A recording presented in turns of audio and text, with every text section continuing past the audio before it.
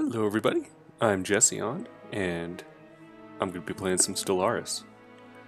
Yes, I felt like recording, and what better to record than a game that I've been playing pretty much obsessively all week until today, or like actually until a couple days ago when Doom came out. Doom's really good too. I thought about recording that, but I play it on PS4 and I'm in the middle of the campaign, so I'm not going to record that. Instead, we're going to play Stellaris. This is a Paradox Grand Strategy game. The newest Paradox Grand Strategy game. It takes place in space rather than, say, during World War I or World War II or medieval times. Which means it's way more up my alley. And it's just as complex as like EU4, or Europa Universalis 4, I should say, and Crusader Kings 2. But it's in space, so somehow I'm able to grasp the concepts of that better since it's science fiction rather than history. I don't know. Maybe I'm just really weird. But one of the really cool things about this game is you can design your own race. They give you a set of races you can choose from. Then you can also like design your own, and I've designed Union of Del Phlox, and then this one I think was like a. Yeah, I just kind of designed this one to play around with some of the arthropoid, I think is what they're called. Arthropoid bugs. Let's go ahead and create a new empire. Now the cool thing about this is like this changes a lot of different things. Not just your appearance and your icon and such, but like the way that you build your race determines the way the events that you get are presented to you, and like the choices that you make in some of them, and it's really, really cool. So let's start out with appearance. Let's play like some bird people. Oh my. I don't usually play bird people, but okay, that looks silly enough to just work. This apparently got like, is that Ridley or something? Alright. What do we want this race to be?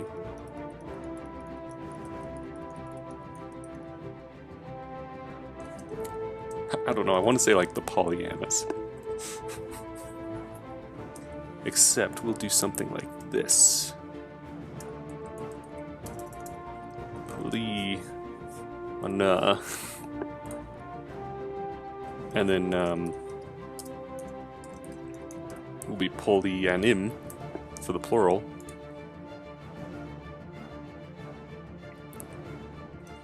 Probably just polyana again for the adjective, which is like the way, like, the adjective, which ones you own. Next, name lists. Let's look around at some of these. Which ones look good? Oh, these are cool. Traits. Alright, so these are important. Like, all this was just fluff, basically. This is where we get into the important stuff.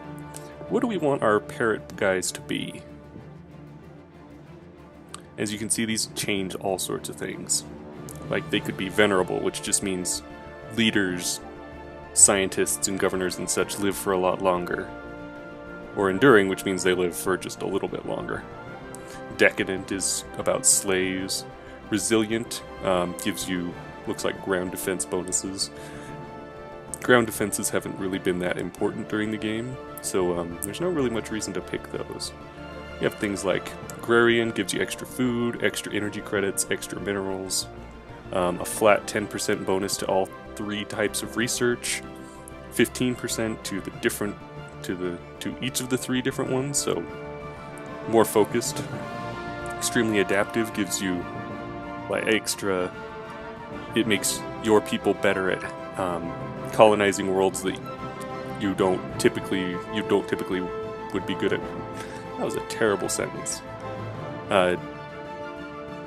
It makes you better at colonizing worlds you're typically not suited for. So like right now it says continental world, and we can pick what we want it to be later, but like if there's other ones, there's like eight different types of worlds that you can colonize, and they're not going to be as good as continental worlds for that. Adaptive is just 10% to that, non-adaptive is minus 10%. Rapid breeders, your population grows faster, population grows slower. Extra skill on your leaders, they start out as like usually 1 star when you recruit them. This makes them, they start out as 2 stars. They gain experience faster, gain experience slower. Strong and very strong are give you bonus army damage, again, which hasn't really mattered. It's usually been about ships. And you can also build robots as your army instead, so there's that. But it also gives you a bonus to minerals, so that's really good. Weak is the opposite, less army damage. But again, army damage doesn't matter. It's like, it's a free pick. You pretty much want to just pick it, because it gives you extra points that you can spend. You only start out with 4 points you can spend, and each good trait gives you minus a certain amount, usually 1 or 2. And then you can pick up to 4 different traits. Nomadic, it's faster to migrate, slower to migrate. Happiness, just a flat boost in happiness. If happiness dips below 50%, I think, then you lose production. Solitary, flat minus 5%. Other species happiness. These are like how, like when you meet other people, how good you are at, or like how charismatic you are, I guess. How you appear to them. Be it charismatic or repugnant. Conformists. Ethics divergence is kind of complicated.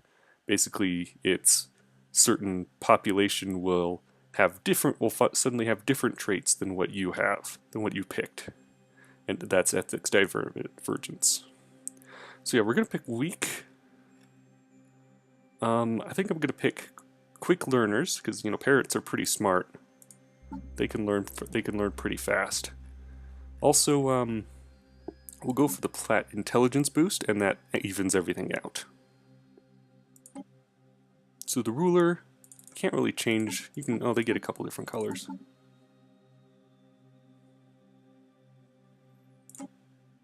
Have it be female and be poly. We'll just start out with that. So here's where we can pick our homeworld. That's not really, yeah. You know what, what does Polly want? Krakar. Yee, there you go.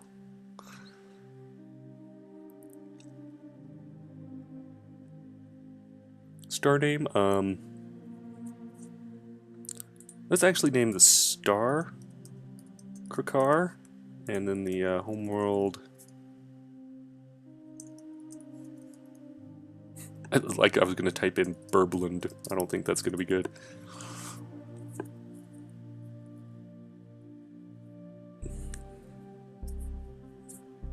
It shows you how much I know about parrots, huh?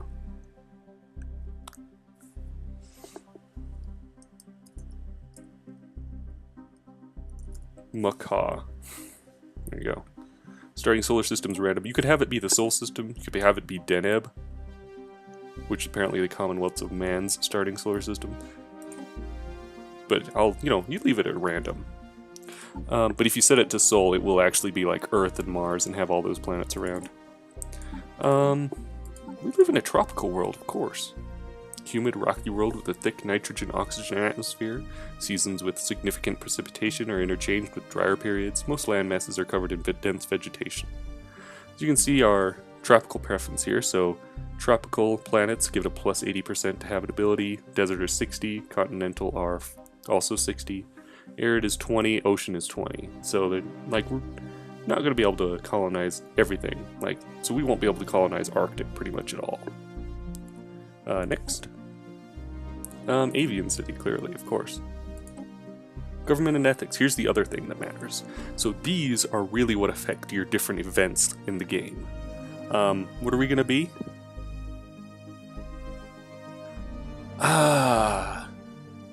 So we can be militarist, which means we're better at war and people are happier during war.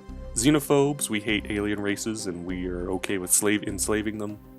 Individualist, we get extra energy credits, but we don't like slavery, and our people will have slightly different ethics than our nation more often. Materialist gives us bonus to the sciences. And then there's opposites, you can see here. So instead of militarist, we have pacifist, which does the opposite. This costs more to make an alliance, this costs less to make an alliance. Or actually, it gives us more embassies and more food. More food. Xenophile, which means we like alien races a little bit more, and they like us a little bit more, just a flat 10%, instead of xenophobe. Collectivist instead of individualist, which gives us more slavery and less food consumption. So, and then spiritualist instead of materialist, which gives us happiness.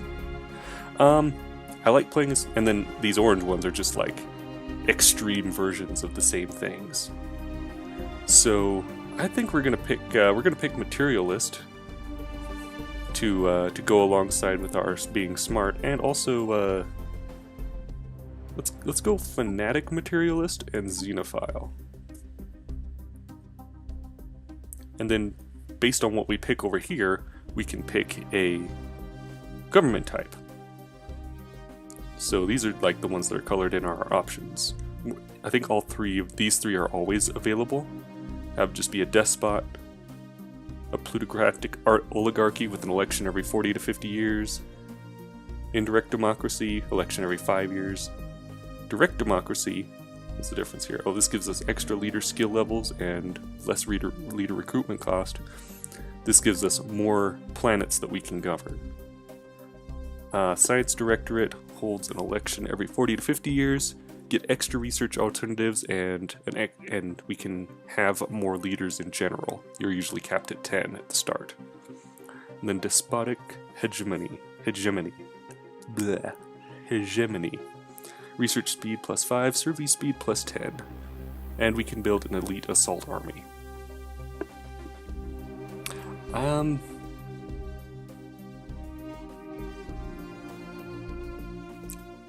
This government is a plutocratic form of oligarchy ruled by a wealthy elite. A citizen's personal wealth translates directly into political power.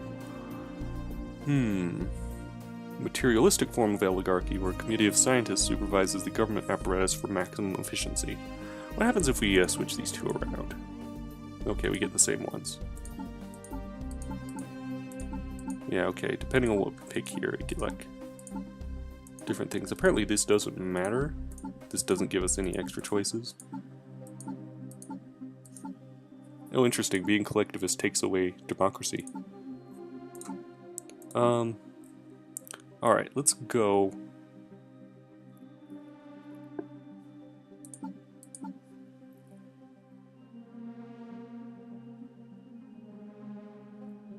Let's just go with our surveys, or our complete boost to research speed.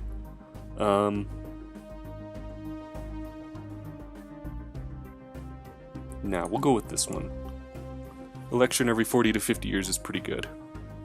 And then extra leaders. It's a tough choice. Alright, I'm just gonna pick it. Here we go. Assembly of the Polyana Nations. Polyana Conglomerate, Nation, Coalition.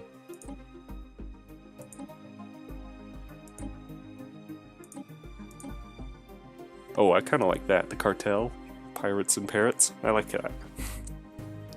We got the flag.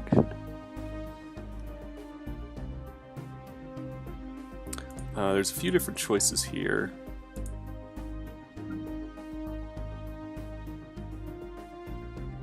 I kind of like that.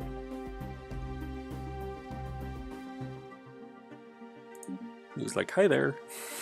Just poking his head up. And then what colors do we want? Green, maybe? Yeah, those look great. Green and blue? Green and light blue?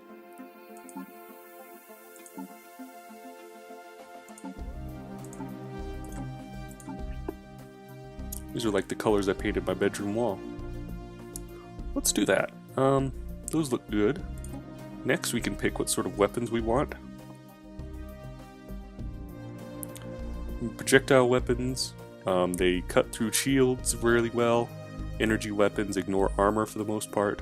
Missiles are just really strong right now. The AI doesn't bother to build point defense systems a lot. I kind of want to go with these. They're really good. And then there's 3 different types of travel, and this is something that I really liked in Sword of the Stars. Like, each race in Sword of the Stars had a different method of traversing the planets. Like, each one had a slightly different warp drive, and it changed how you played. It was really cool. And this one does something similar. There's only 3 choices, like, at the moment. I can only imagine they're going to add more through, like, DLC and probably some mods as well. Paradox games get a ton of DLC. But we have warp travel, which allows us to go anywhere. But it's slow. Hyperspace travel is instant, but you're limited to the hyperspace lanes that are drawn out between certain stars. So sometimes you can just get sort of blocked in by things. Wormhole travel is where you have to build like a jump gate. You have to build a wormhole gate, and then you can travel within a range of that wormhole gate. So you have to keep building things as you spread out. And you have to protect them because they're actual buildings that or not like buildings, but they're actually stations that you build in space, and people can destroy them, making it harder for you to get places. And I'm probably not going to pick that one. I think we'll go with warp travel. Ship appearance. I like the avian ships. They look really cool.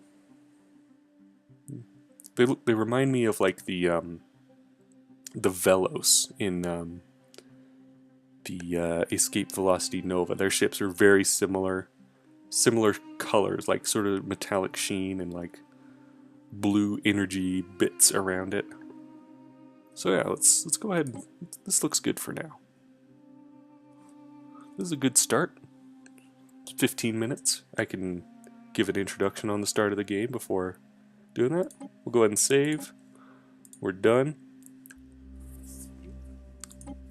There's only 3 difficulties, so it'll be normal because I'm bad at this. Do a medium.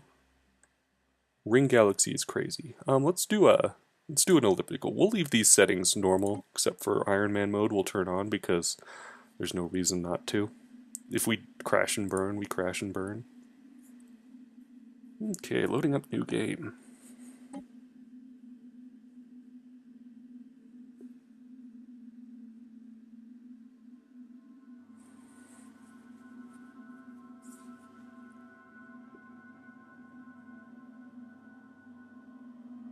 Takes a little while to load. There we go. In the eons since the first primitive Polyana communities took shape in the dense jungles of Macaw, our civilization has spread and prospered. Through scientific progress, we've managed to stamp out the superstitions that ruled the minds of our ancestors. As reason and rational thought spread among our people, the inefficient nation-states that we had until then organized themselves into were disbanded. A council of our most accomplished scientists was gathered to rule in their stead. Now, after the successful creation of several experimental subspace fields, the finest minds of the Galactic Polyana Cartel have finished development of the first warp drives. The stars themselves are finally within our grasp. And you'll see, like, this changes however you build your ethics. Like, if I was spiritualist, it'd be completely different. I probably like between Xenophile and other things as well, but it's not as apparent. So let's begin. Here's our solar system. Say hello. There's Krakar, Draku, Fashu's Rest Micah. Oh, okay, cool. Those are the moons. Alright, so here's Macaw right here. We're actually a moon. And we're surrounding this Frippet, a gas giant. We've got a little moon here. Our sister moon. We've got our space station, our spaceport. Look at that. We've got our military fleet, a very, it's not that great, it's 3 ships. We've got our constructor ship, which will be building our space places, space things, stations. And then over here we have our science vessel. Pretty cool looking. That will be what goes out and explores and finds all the cool stuff that we can do. We've got our nice outliner. Outliner is really good. You can click on this. It brings us up feathers of khaki. Feathers of khaki. Okay, that's funny. That's our planet governor. Happiness plus 2%. Construction time, clear blockers. We can terraform it. It's not really something we want to do since it's our home world. This gives us an outline of what we gain from our planet right now. Habitability, resource output.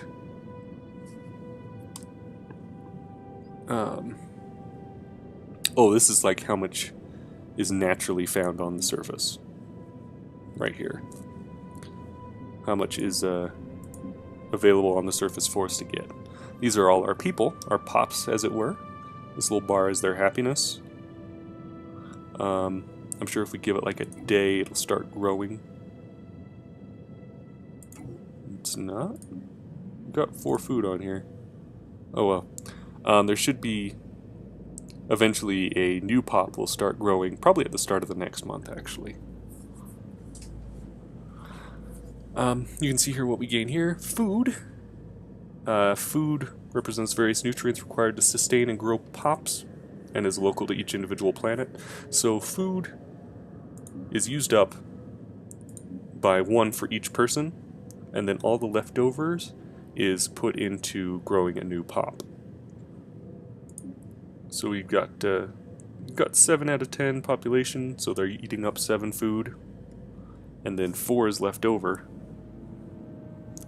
and to grow new ones. And then once you're at max, food doesn't matter anymore. You just want to keep it at like 1 after that. You can change all the buildings to something else. Then we have minerals. Minerals are really important. They're the resources that you use to build everything. Ships, buildings, space constructions.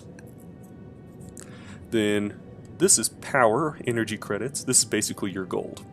It's mostly useful because it's mostly useful for like each building uses up 1, I think, like for the most part. Yeah, maintenance requires maintenance of this mining network is 1 energy credit. They're not.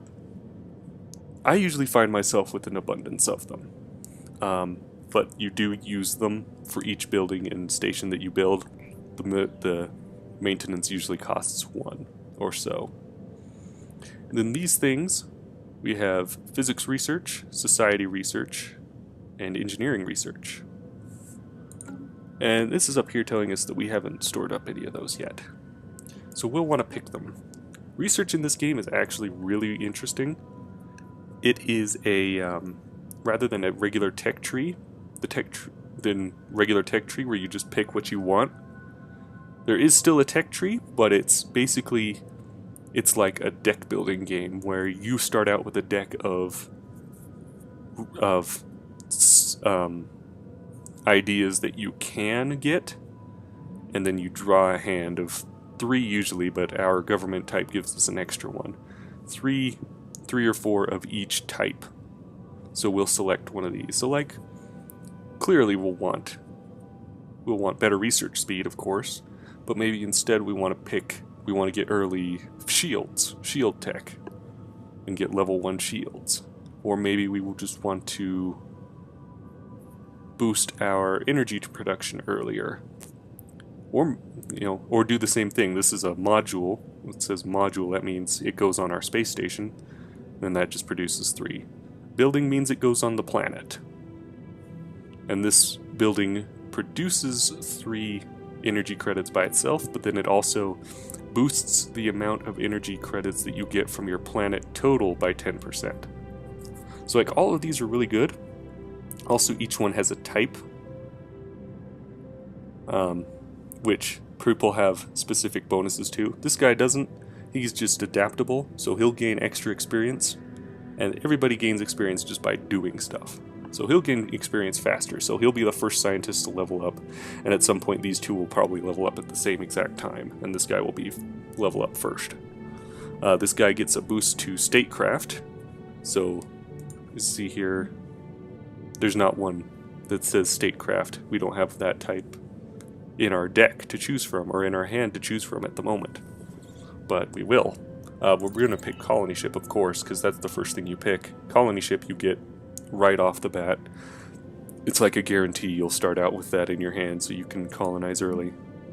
And this guy just gets a bonus flat 5% research speed. And for him we can either get a bonus, we can get a building that gives us extra engineering as well as other science. We can unlock early armor. We can get a defense platform, which is a type of station you build in space. Or we can boost our energy damage, or our army damage and minerals by 5%. And I'm going to pick that one because plus minerals, like especially early game, I'm going to have a lot of trouble with minerals. It'll be a lot of sitting and waiting for minerals to accrue. Oh, for this one, this is the toughest choice. Get Power Hub, get Solar Networks. It's a choice really between Power Hub and Research Speed. I kind of think I'm just going to go with Research Speed to give me the bonus early on. And you can see those flags are gone now. We get 5 physics research every month right now, and that'll improve later. But the first thing we want to do, before we do anything else, take our science ship. Hello, Captain Eyes of Teal. You're resilient, you'll live longer. That'll be good. Well, maybe. You might run into anomaly and just blow to fuck up, as it were. But you, my good sir or madam, my good bird, are going to start surveying the system from here. You can see that line out. You've just told it to survey. It'll just fly to each planet and scan for minerals and energy and science output. And then once it finds some, we can send our construction ship, the Roost Maker. That's a good name for a construction ship. What's your name? Analyzing Eye. That's pretty good too. Oh, the First Murder. That is a cool name for a fleet. But once this guy finds something, we can send the construction ship to build stations to collect it. And that will just give us boosts to everything. Our fleet is going to go out and start finding stuff as well. But the first thing we'll want to do is recruit an admiral. Eager with a lower recruitment cost. Ship upkeep minus 15%, which could be good, but we don't really have a lot of ship upkeep right now. I don't think it says ship maintenance is like minus 0.7 and send some energy.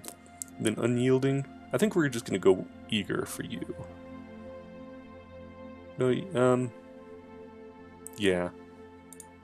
Since it's early, we don't have much influence, which is our third type of resource, which is we get by upgrading planetary capital and declaring other people as rivals, and then we spend some for building frontier outposts, which extend our border if we're not able to find anything we want to colonize. As I zoom out to the universe, here's our galaxy. There it is. We are these people right here. You are going to start flying to each of some of these surrounding systems and just like tell us what's there. So if there's like any monsters and stuff, we can get to researching them.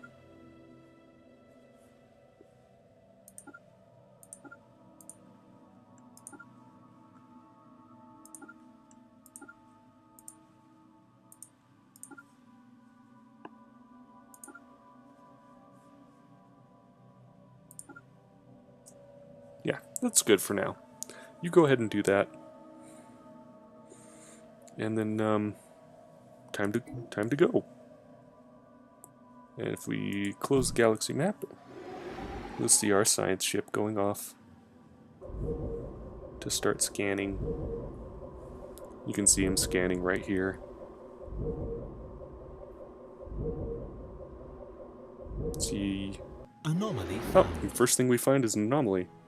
There's signs of activity by an ancient precursor civilization. We're going to research that, so don't go off over there. You analyze that for now. And now he'll sit here on top of this and start analyzing for a while.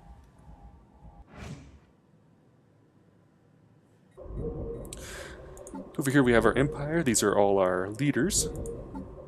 We have our government. Tells us any modifiers that we have. Our ruler traits gives us extra energy span, and he's going to live a bit longer, which doesn't matter because we're going to have an election. It might kind of matter. The election's in like 50 years, 40 years. Our budget, how much money we're making. Policies, which we can change. And then demographics, what sort of people we have, and then what sort of population modifiers we get. Oh, okay. Alpha aliens, and then we found people. The Galactic Apolloniana cartel has finally encountered fellow wanderers among the stars. Despite their intentions being unknown and potentially even hostile, the atmosphere on Macaw following the report from our contact fleet can best be described as rapturous. So we have a situation log. We can investigate the Alpha aliens. Might as well go ahead and do that. It'll take 180 days. Meanwhile, our research will store up. And when it says stored, basically we use up the stored at an equal rate that we have our gained. We recovered artifacts from an ancient civilization on Frippet. If what we have learned from these artifacts is correct, the civilization was some sort of confederation that consisted of many different alien races. They called themselves the First League and appear to have coexisted in relative peace some 2 million years ago. Though the Krikar system lies in the region of space that seemed to have made up the core of their territory, a partial map found among the artifacts indicates that the First League may have covered a significant portion of our galaxy before its eventual collapse. Interesting. Situation log updated. That gives us this. Eventually we'll run across First League artifacts. They'll probably be in other systems. But anyway, we use up our stored research at the same rate that we gain research. So it basically is like using it up as we double our research rate for that when we come back to it. So the research that we're using isn't gone to waste, even though we're doing a special project. And our scientists had already leveled up. So we'll let things do that. Find anything? Nope, nothing. He's flying off over here. If we look over here, so we see there's some planets. There's a tropical world we could colonize. Our fleet is flying around.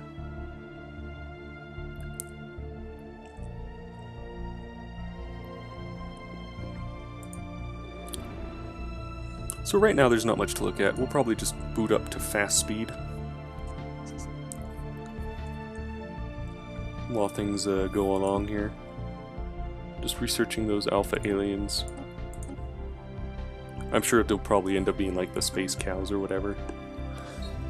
We now know without a doubt that a living biosphere is not something unique to Macaw. Both the scientific community and the public at large are eager to learn more about the various forms of alien life found throughout the galaxy. Efforts to catalog the life forms we encounter are already underway, but our xenobiologists have urged us to focus our planetary survey efforts on habitable, life-bearing worlds. Commendable initiative, or we have more important matters to focus on. Nothing happens if you click this, and if you click this, you get the Habitable World Survey event chain, which Situation log updated. is just like a passive event chain. Eventually we'll find 8 different habitable worlds.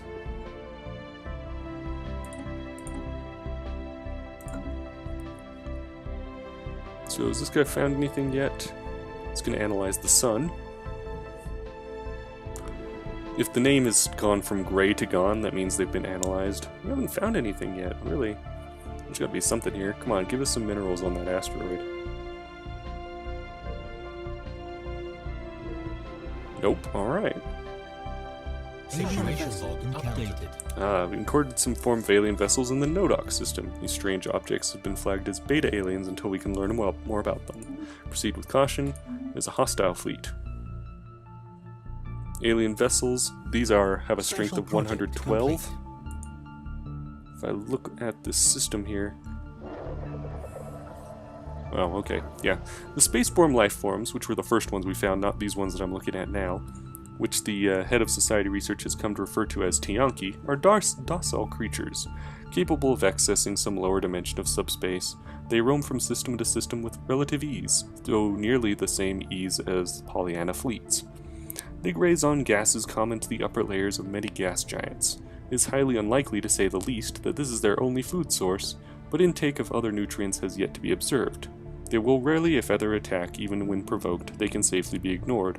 Hunting them would be a net loss anyway, which isn't necessarily the case. If you kill them and then send a survey or science vessel to look at things, they can actually gain some technology boosts. Again, here we can have the beta aliens investigated.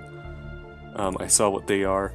Right now there's not too many different types of aliens, and if you zoom in and you know what they are, then you can just tell what they are. You don't need to investigate them, but you might as well. Got more worlds, potentially habitable. Have you found anything yet? Where you at, over here? Come on. Nope. Wow. It's a pretty barren area. While that's open, we'll go ahead and look at this. Yeah, see, here's our growing pop here. These are blockers that we have to clear out, sprawling slums and industrial wasteland. They're a lot easier to clear out than some of the ones we'll face in other systems. We got 4 food right now. We could boost food. Which I think I might do. We've got nothing else to spend money on. So these are buildings. They boost whatever tile they're on. You can build them on types that don't have that specific resource, but then they block that resource that they're sitting on. So we don't really want to do that right now. We want to enhance the ones that we've got. And then your planetary capital gives boosts to production. Mineral, food, and energy outputs boosted to the adjacent sectors. Finally, here's something. So now we can send our construction ship to build a mining station. And then once he does that, we just get extra +2 power, which we're going to need because we're going to start running, right now we've only got we're running a gain of 2. If we keep building buildings, we'll run out. Complete. We'll run out of that gain and start running a deficit. Ancient mining drones. Reports of deep space drones in certain systems have been investigated. The drones appear to be the workers and custodians of an autonomous orbital mining operation, established millennia ago and then soon abandoned by all but the drones themselves. Judging by the state of the processing equipment, their purpose is obvious enough, mining, but who it is that tasks them is not immediately apparent. What is obvious is that no shipment of minerals has been retrieved from this system in hundreds, if not thousands of years. They may be old drones, but they should be kept under close watch by the Galactic Cartel. So we can have a listening post, issues special project mining drone observation, or we can see what they're made of, take them apart. We can do the mining drone analysis events. This is a tough one. I think we'll go with this one, updated. Which means we'll want to blow them up. Disable and attempt to reverse engineer a mining drone. Yeah, we'll want to blow them up at some point. Okay, we do got some. They come back. System survey they're done. complete. Come rest at the space station for now. And then you, my scientist, can start surveying that system. And we'll leave that there for now. Oh, we also have some extra engineering that somebody found, so that's good. Leave that there for now. We've got a good idea what's around us. There were some space cows flying around. And then then these mining drones that we want to take out. They've got a bit of I think I said they were like around 170 or so. I can't remember. Anyway, we'll want to build some ships and go take them out. But we'll do that next time. So thanks for watching, and I'll see you then.